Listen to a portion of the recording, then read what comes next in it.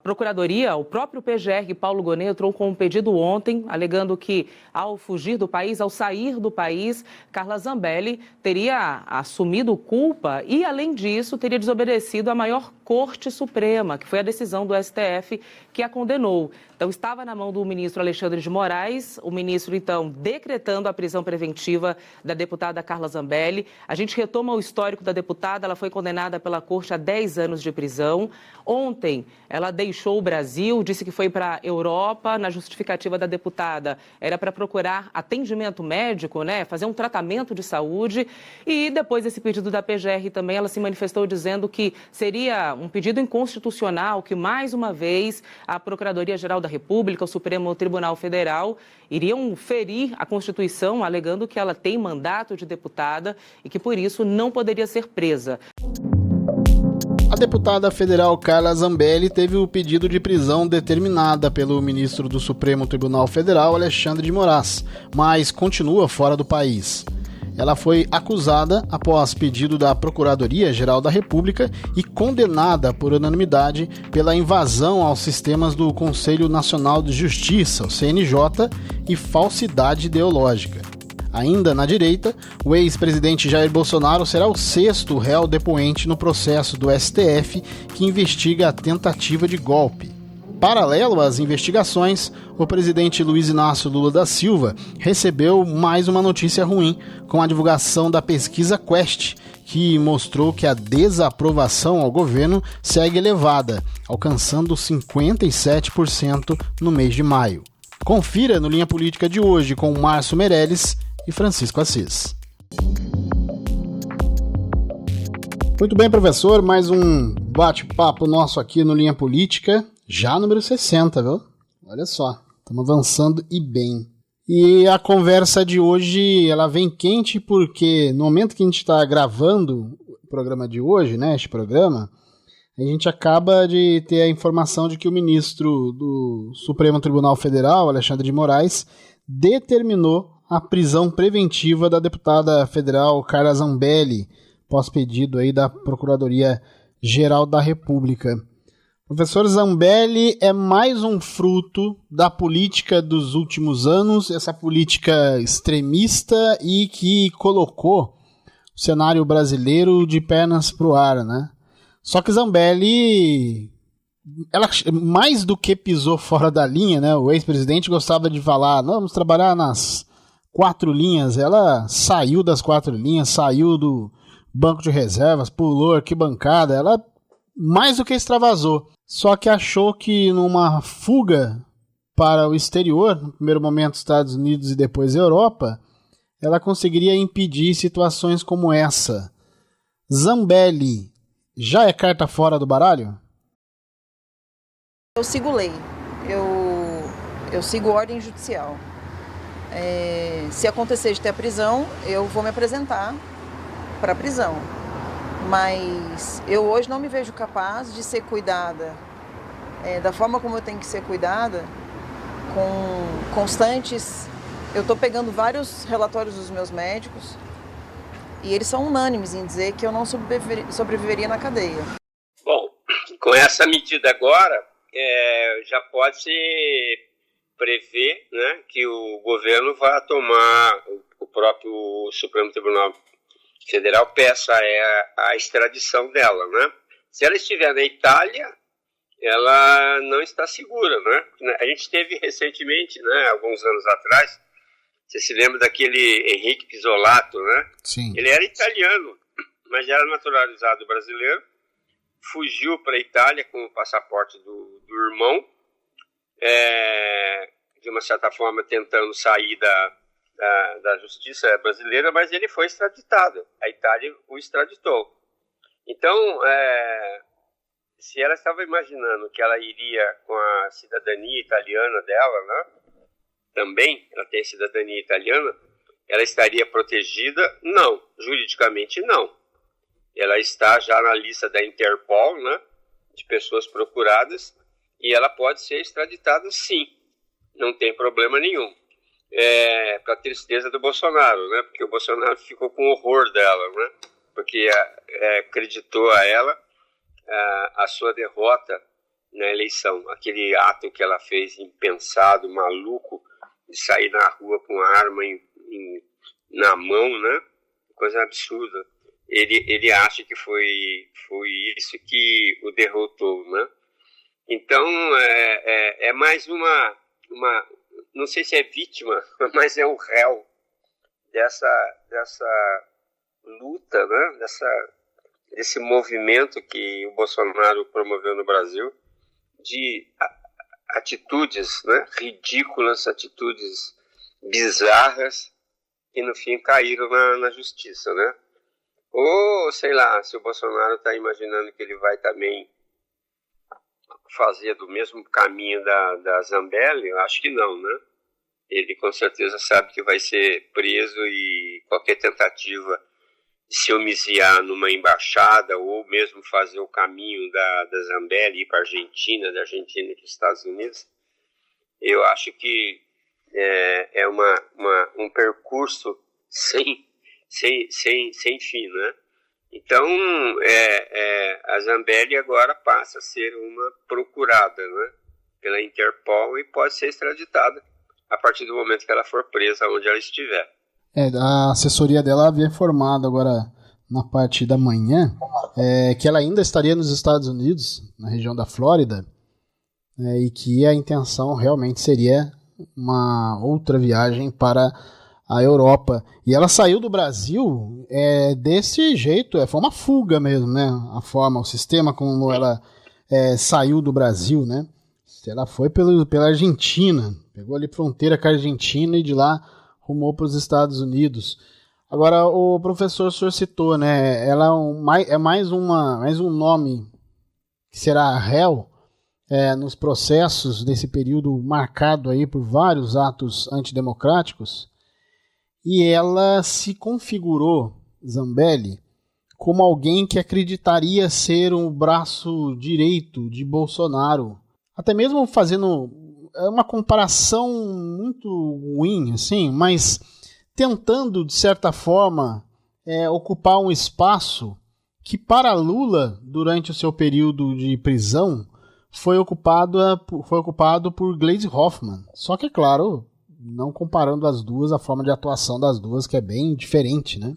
Só que Carla Zambelli, como o senhor citou, antes mesmo dessa medida agora do STF, o pedido de prisão, ela foi colocada de lado, foi descartada pelo bolsonarismo, né? Que deixou muito claro, como o senhor citou, que viu nela responsabilidade grande na derrota no segundo turno das eleições do ano passado. Lembrando, de novo, esse caso citado pelo professor Márcio aqui, a deputada perseguiu um eleitor armada, né, no dia do voto, uma discussão com um homem em plena rua, à luz da tarde, né? E fora isso, há uma outra situação que é a da contratação de um hacker para invadir o sistema do CNJ, né, professor? Isso tudo faz com que os crimes imputados a Carla Zambelli vão muito além de frases antidemocráticas. Agora, a pergunta que fica Carla Zambelli é apenas uma, né? Foram várias Carla Zambelli, mulheres e homens, que apareceram neste período e atuaram dessa forma. Alguns já respondem processo, alguns já também foram presos. É um momento que deixa, mais uma vez, professor, claro, os frutos que a política extremista deixa para o Brasil, para o cenário político brasileiro, para a sociedade brasileira, esse fruto do extremismo, esse fruto que faz com que você não pense para falar fora e você não há nenhuma possibilidade de trabalhar com fato, né?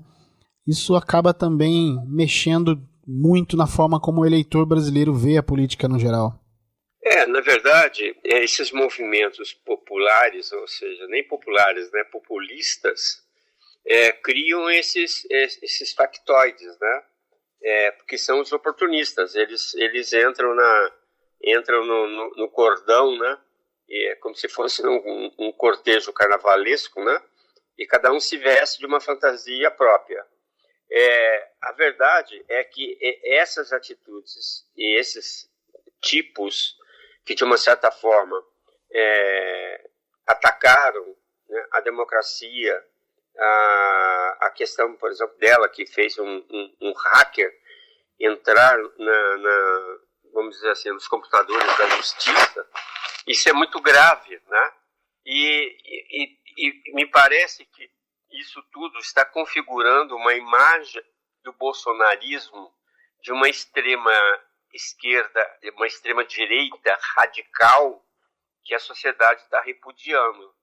Porque, veja, nas pesquisas que a gente tem lido recentemente, o Lula tem sido alvo de queda, né? Pelos atos que a gente está vendo agora. Tinha estabilizado um pouquinho lá, depois veio a questão do INSS, e ele despencou de novo. Mas a direita não cresce. A direita não cresce.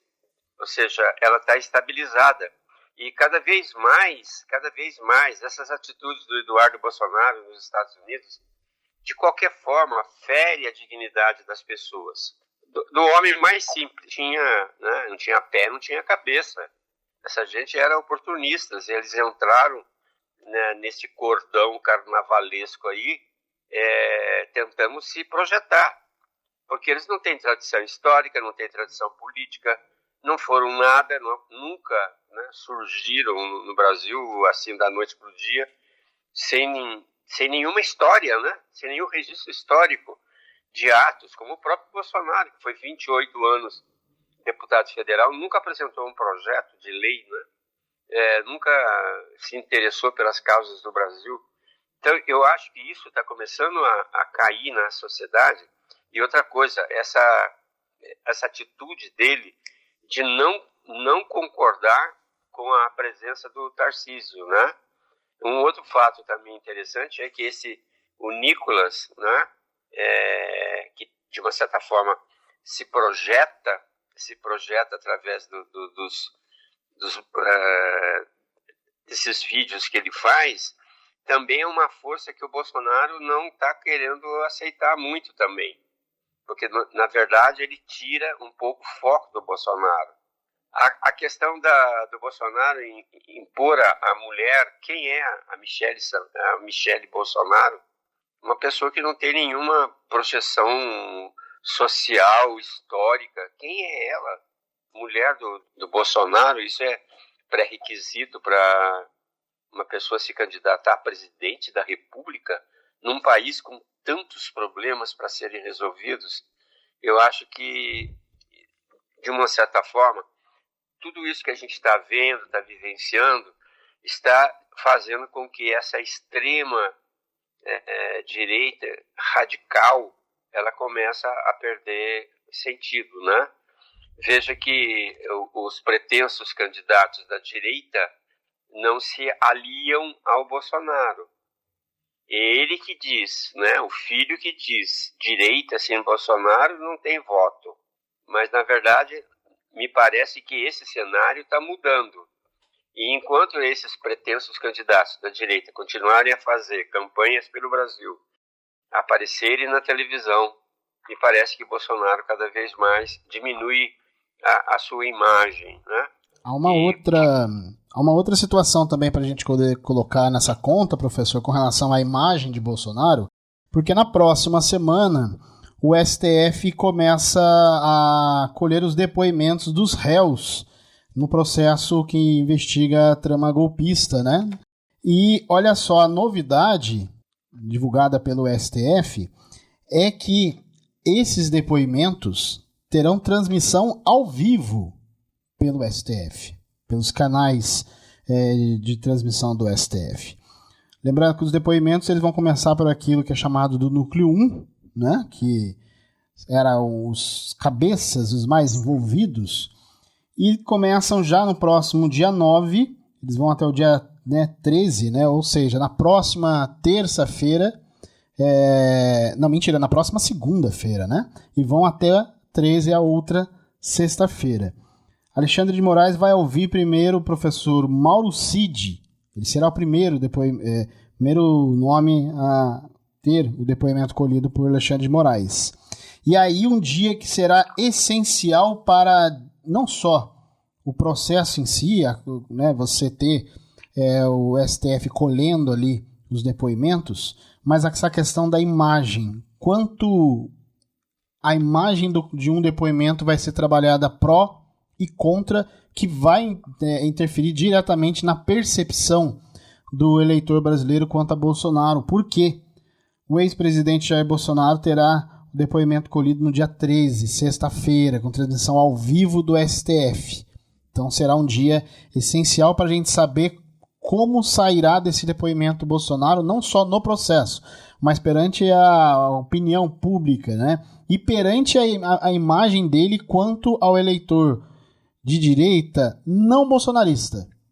Porque a gente lembra, né, na eleição do último ano de 2022, nem todos os votos de Lula eram de lulistas, eram de petistas, e nem todos os votos de Bolsonaro eram de bolsonaristas. Longe disso, né?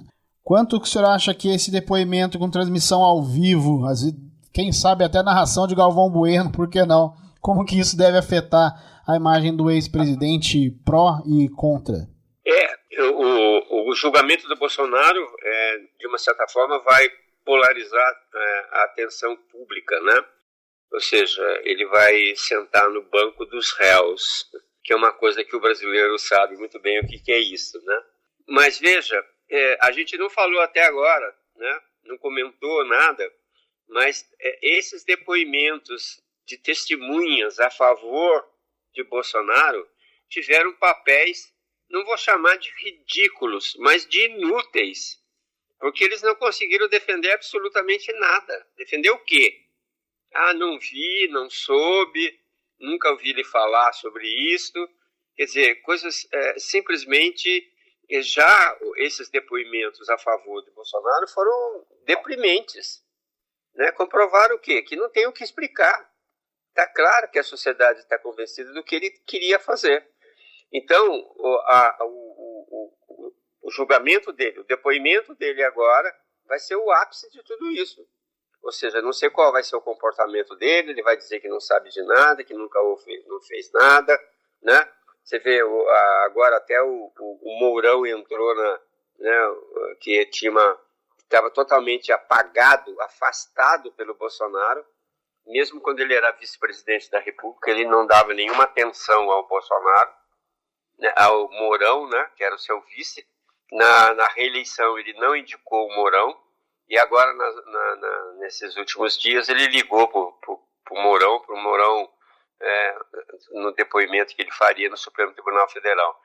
Então, a gente percebe claramente que existe uma realidade, né, que todo mundo sabe, e existe uma outra narrativa que ele está querendo construir, que não foi golpe. Então, eu acho que o julgamento do Bolsonaro vai ser o ápice de tudo isso. Ou seja, a sociedade vai chegar à conclusão realmente de que ele não estava interessado em resolver os problemas do Brasil. Ele estava interessado em resolver os problemas, né, da família. Porque, na verdade, o que a gente está sentindo e ele está construindo, que é o núcleo familiar. Né? Esses núcleos familiares, a gente vê aonde? Em organizações criminosas. Né? A máfia, como é que era a máfia? Né? Era família, né? Então, tudo isso, o Bolsonaro construiu narrativas que têm semelhança com muita coisa errada que aconteceu no mundo e que a sociedade identifica. Então, eu acho que ele vai, qual a postura dele? Ele vai dar de vítima, que ele não sabia de nada, que ele não soube de nada, que ele não sabia de nada. Ou seja, e a sociedade sabe que ele, quando presidente da República, já estava armando o golpe, né? Eu gostaria de ver, assim, frente a frente, né? Ele chamar o Alexandre de Moraes de canalha, né? Como ele chamou. Acabou o tempo dele. Sai, Alexandre de Moraes! Deixa de ser canalha! Repito, Alexandre, seja homem uma vez na vida, Alexandre. Divulga os valores da quebra de sigilo telemático. Divulga, Alexandre. Deixa de ser um patife, Alexandre de Moraes. Um patife. Então, a sociedade tem isso gravado, né? Ele chamou o Alexandre de Moraes de canalha. E agora a situação se inverte. Né? Ele senta num banco de réus diante de um juiz, de um magistrado. Vamos ver qual é a coragem dele, né? Qual é a postura dele. Aquela postura de palanque, né? Com as pessoas atrás dele. E agora sentado isoladamente, sozinho, de frente com a justiça. Então vai ser um momento extremamente emocionante. Acho que vai bater recorde de audiência. Pois é, né? Pois é. Agora, professor, o senhor citava na sua fala anterior a questão das pesquisas, né? E passar bem rapidinho aqui por essa pesquisa divulgada na última terça-feira pela Quest, que mostrou mais uma vez que o governo do presidente Luiz Inácio Lula da Silva está em queda com relação à imagem, despenca com relação à imagem, né? Essa pesquisa, ela aponta, professor, que Lula ele tem aí uma desaprovação elevada que alcançou os 57%. A desaprovação de Lula alcançou, de acordo com a Quest, os 57%. Já os que aprovam chegam a 40%. Não responderam ou não sabem, 3%. E Lula, em meio a tudo isso, em meio ao processo de Bolsonaro, em meio a falas e mais declarações sobre tudo o que aconteceu entre 2022 e 2023, né? Em meio a Bolsonaro com todos os alvos apontados para, né, todos os alvos nele, Lula não consegue avançar. Teve uma certa percepção da economia, de acordo com a Quest, teve uma certa percepção da economia com uma elevação, a questão do emprego e tudo mais, mas o escândalo do INSS, ele colou em Lula, né? Mesmo com as informações apontando que a situação do esquema vem de muito antes, mas para boa parte do brasileiro, aquilo que foi ouvido pela Quest, Lula está totalmente com o nome colado à questão do escândalo do INSS e o presidente não consegue sair desse buraco da desaprovação. É a pior avaliação neste mandato de Lula. Em janeiro, 49% dos entrevistados desaprovavam o governo do petista. Esse número subiu para 56% em março e agora está em 57%. Já a aprovação, que era de 47% no início do ano, caiu para 41% em março e agora está em 40%. 3% não sabem avaliar ou não responderam. Na verdade, Francisco, tem uma frase da Margaret Thatcher, que foi a primeira-ministra da Inglaterra, que ela diz o seguinte: o socialismo acaba quando acaba o dinheiro. Quer dizer, o Brasil chegou a uma determinada posição, e no governo Lula, que ele não tem mais um arsenal de benefícios para a sociedade. Tudo que ele tinha que fazer, ele fez, né? Bolsa Família, criou aquele... a Dilma criou aquele da dentes, né? Da dentadura. Agora o pé de meia, aumentou o salário mínimo, aumentou o benefício continuado. Ou seja, e o Estado, acabou o dinheiro do Estado. Então, é isso mesmo. Quando o socialismo ele só trabalha com dinheiro. Quando acaba o dinheiro, acaba o socialismo. O Lula não tem mais do que apresentar à sociedade, porque o Brasil chegou a um ponto de uma necessidade técnica de alguns arranjos econômicos que mexem com a sensibilidade da população. A impressão que eu tenho é que, apesar de toda a história política de Lula, da forma como ele chegou,